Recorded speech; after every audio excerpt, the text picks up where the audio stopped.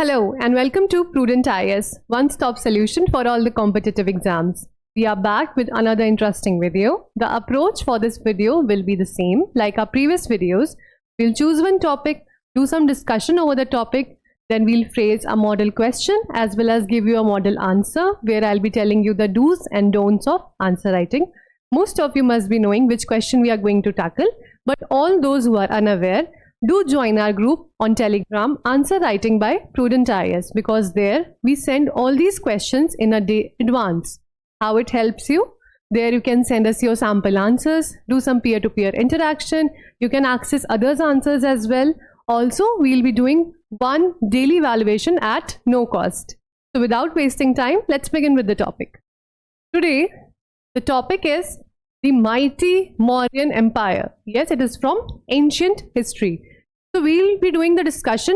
We'll not be covering the topic as a whole as a part of your syllabus, but as per the question which we are framing. So we'll doing some generic discussion over the topic. So the Mauryan Empire. It was the India's most powerful political entity spanning most of the subcontinent. It is said that the Mauryan Empire was the first such empire which was pan-India. It covered almost all major portion of the subcontinent. It was spread over Pakistan, India, present-day Pakistan, India, Afghanistan, and even parts of Iran. Imagine the vast extent of this empire. So who was the founder of the Mauryan Empire? Chandragupta Maurya. And during the rule of Ashoka, this empire reached its height. That is, it reached its zenith under the emperor Ashoka, extending across the present-day India, Pakistan, and parts of Iran. Its capital was at Patliputra. The empire is famous for its administrative efficiency, exceptional administrative efficiency, sophisticated bureaucracy, organized military, and extensive road networks, which paved the way for the centralized administration which we follow today. It thrived economically through agriculture, crafts, and international trade with Greek kingdoms and Asian regions. So, you all must be knowing about the Kalinga War, right? So, after the bloody Kalinga War, Ashoka embraced Buddhism. He embraced the Buddhist principles of non-violence and dharma. Now, from where do we come about to know about these sources? Through the edicts that are carved on pillars, that is the rock edicts, pillar edicts, as well as many remnants or the artifacts which are still present today.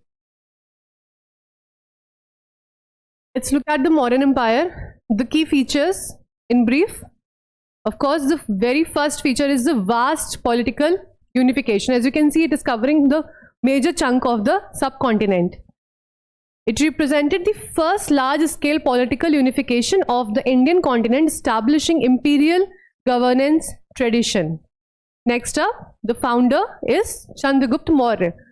About Chandragupta Maurya, it is often said that he was from a lower class, but it is not established yet because Buddhist sources have different sayings. Some say that this word Maurya is from the Maurya clan from which Chandragupta Maurya belonged.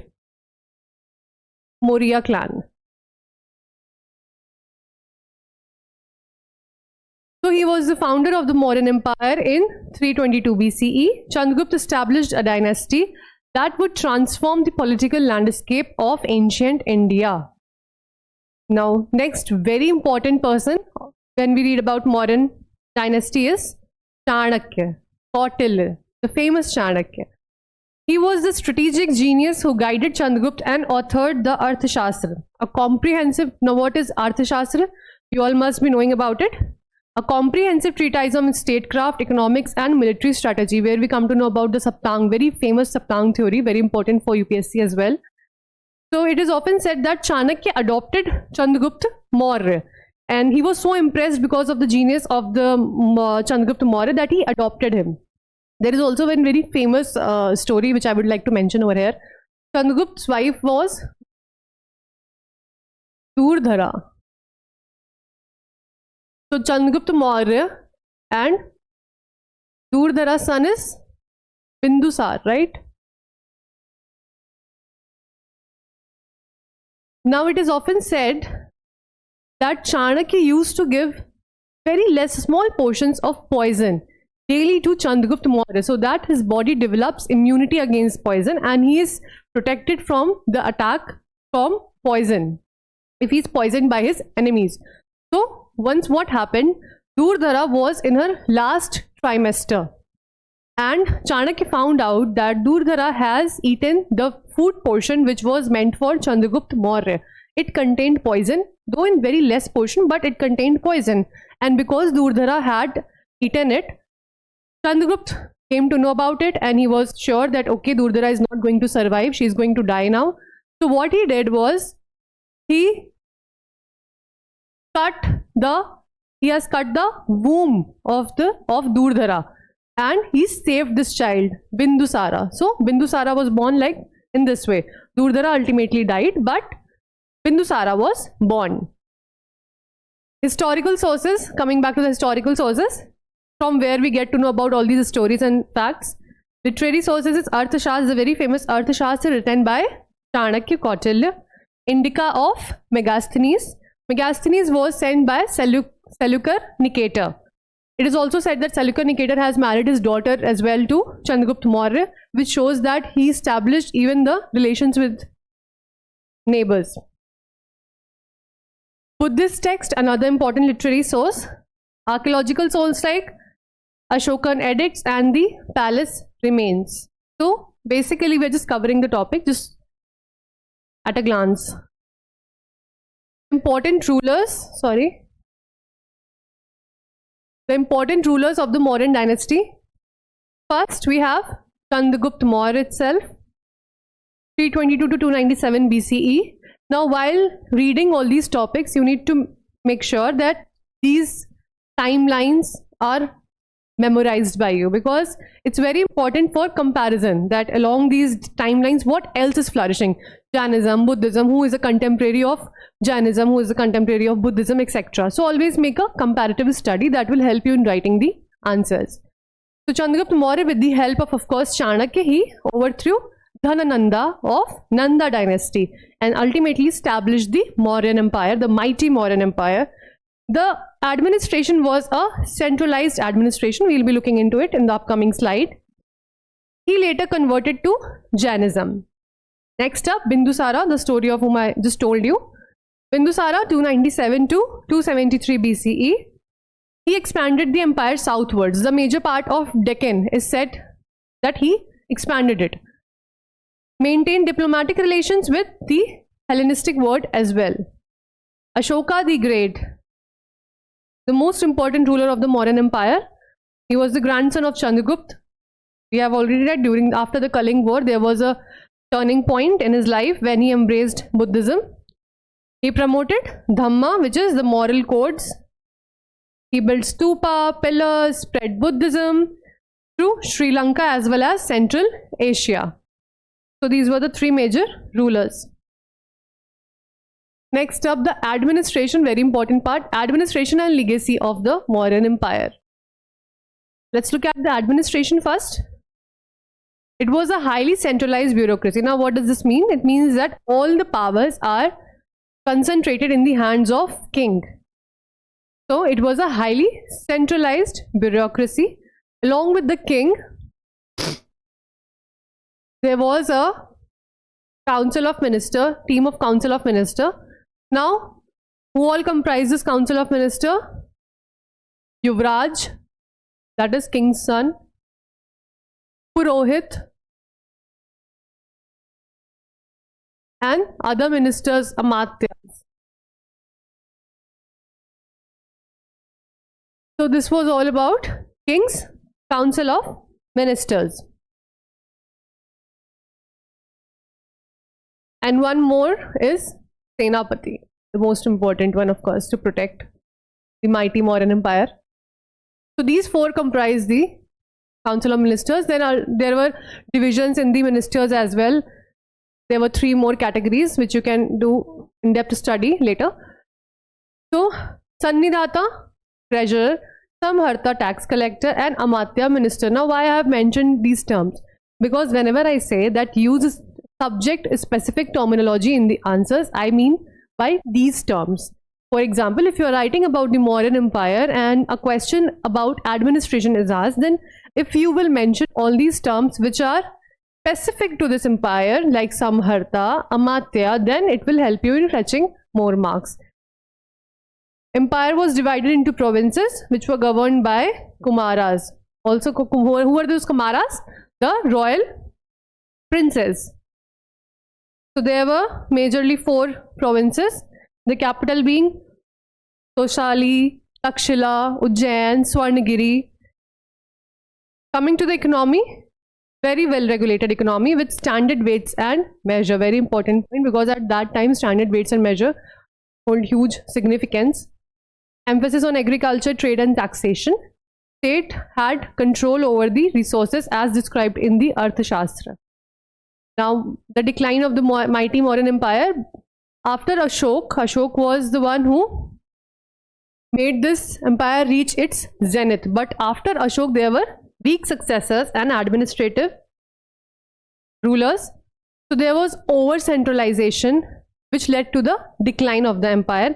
Brihadrata, he was the last Mauryan ruler who was kinged by Pushyamitra Chung of the Chung dynasty. So just if you are looking at the topic at a glance, then the empire, its founder, major rulers, administration, economy, decline, and then comes the legacy. What is the legacy? The significance is it pioneered pan-India governance. Ashoka's reign represents an early model of welfare state and moral governance. So these are the points which we can use, which we can compare with the present day governance as well. The concept of welfare state, moral governance. It left a lasting impact on Indian culture, especially the spread of Buddhism, which was very important. So now the major part of our video is of course the model question and the model answer, because this is an answer writing series. So let's quickly jump to the question for the day. GS paper 1, ancient history. I'll read out the question for you. The Mauryan Empire was the first experiment in pan-India political unity and centralized administration. So this is the statement. Based on this statement, we have a question. Discuss the features of Mauryan governance and its long-term significance in Indian history. It's a 15 mark, 250 word is the word limit. So a long question. The directive word over here is discuss. The demand is the features and significance of the empire. That is the legacy of the empire. So what I want you right now to do, just pause this video, write and answer yourself. What you can do is, you can, when I'll be discussing the answer in the upcoming slides, you can do some self-evaluation, or you can send us your answers in the Telegram group Answer Writing by Prudent IAS for further evaluation. Let's begin with the model answer. Always follow intro, body, conclusion approach. As I always say, this is the basic structure. This is the structural heading which you are not supposed to write. This is just for your understanding. Introduction is insights. What you write in introduction? In introduction you write insights about the topic. Now, along with it, what is important, wherever possible, add facts or data which is relevant, not a relevant one, of course.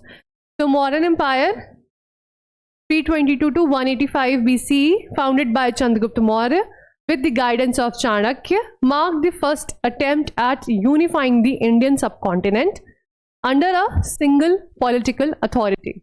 It laid the foundation of imperial governance, influencing the later Indian politics. So since this is a 15 mark question, you can use 2 sentences. If it was a 10 marker, then this would have been sufficient. So we have mentioned the timeline, the founder, Chanakya, of course, without whom it would not have been possible. And in very brief, we have mentioned the significance, which is the demand of the question. So this is the introduction. Also, while writing the introduction, what you need to keep in mind is intro must be in single paragraph. That is, do not write it in points. Often when I comment, then I write while evaluating students' copies that structure your answer using subheading and points. But that is specific for the body of the answer, not for introduction and conclusion. For introduction and conclusion, use single paragraph, one concise paragraph as it's written here. Do not use points. Then you will be coming to the body of the answer, where you will be addressing the demand of the question. So first, use a major heading. Now heading, I believe you all must be aware, heading needs to be self-explanatory. It needs to be highlighted. Now you can use capital letters, that is uppercase, to write the heading. You can underline it or draw a box over it. It is very important to make it self-explanatory so that the examiner can get a grasp that, okay, you have addressed the demands without even reading the points below. So we usually stick to the heading and subheading structure because it is very convenient, very neat and presentable. But you can also use flowcharts or such circular flowcharts or the aligned ones. Everything is fine unless it's neat, it's without congestion and without cutting as well. If the need arises and you want to cut, just cut it like this in single line, because presentation holds ample marks as well. So I'll just read out the points. We have done a brief discussion over the topic in the earlier slides, previous slides. So first is centralized administration. Next, the feature is governance, provincial governance, civil services and military organizations. Now from the content, just look at how we are phrasing the answers, which words we are using. So we are giving heading as the centralized administration. The king was the supreme authority. Arthashastra, now the source again, it's very important wherever possible, add the facts. In the upcoming lectures, I'll be also bringing in the sources, relevant facts for you so that it helps you in writing answers. Arthashastra outlines a well-structured bureaucracy with departments for revenue, trade, espionage, etc. Provincial governance, the empire was divided into provinces governed by Kumaras, already mentioned. Capital at Patliputra. The letters which are the words which are in bold, you need to underline them to highlight them. Provincial capitals were Tosali, Takshala, Ujjain, Swarnagiri, etc. Civil services, the present day bureaucrats can be compared with the Amatyas, the officials who manage the administration, highly efficient administration, law and order. Military organization under Senapati. So as per Megasthenes, who stayed for multiple years in the court of Chandragupta Maurya, he said that the military organization was controlled by a board of 6 committees. So it was highly organized and efficient military organization as well. Public welfare again. Under Ashok, the state promoted Dhamma, that is ethical governance, public work, hospitals, rest houses, etc. So the basic features using heading, subheading format and alphanumeric digits. Let's just align it a bit here. The alignment needs to be right. So use 1, 2, 3, 4 or ABCD to number the points. The first dimension is addressed. Now you will address the second dimension. It is very important to address both the dimensions of the question. Read the question very carefully and look at the directive words as well. If you have not watched the directive word video, you can just go back and watch the directive word video where I have mentioned each and every directive word and explained it in depth. So back to the question, the second dimension is the significance and legacy. Now, what is missing right here? So I have phrased this in, just tell me in the comment section below. I'll be waiting for your comments that what is missing? Significance and legacy. Something is missing, right? I always focus on that. So let's come to the points. I'll be telling what's missing in the comments later. So significance and legacy is a model of imperial governance, cultural integration and administrative ideas. Then you can just write, explain it in brief without breaching the word limit. Already explained in the previous slides, that's why I'm skipping it over here. You need not to write all these points just comment for the link of the PDFs, or you can join the Telegram group. We will be sharing these PPTs for future reference as well. Now, which is the most important part of an answer? Conclusion, which the students always skip, mostly skip, I would say. So do not skip conclusion. Conclusion needs to be concise, precise, and on a balanced, positive note. Just sum up your points. For example, the Mauryan Empire stands as a landmark in Indian political history for establishing a strong, centralized, welfare-oriented state. Its administrative practices and ethical ideals had a lasting impact on the Indian polity and beyond. So, the significance and ending with a legacy on a positive note. That's the answer for the day. Let me know if you have any queries in the comment section. That's it for today. Till then, just subscribe our channel Prudent IAS and join our Telegram group Answer Writing by Prudent IAS. The link of this Telegram group is in the description box below. Thanks for watching.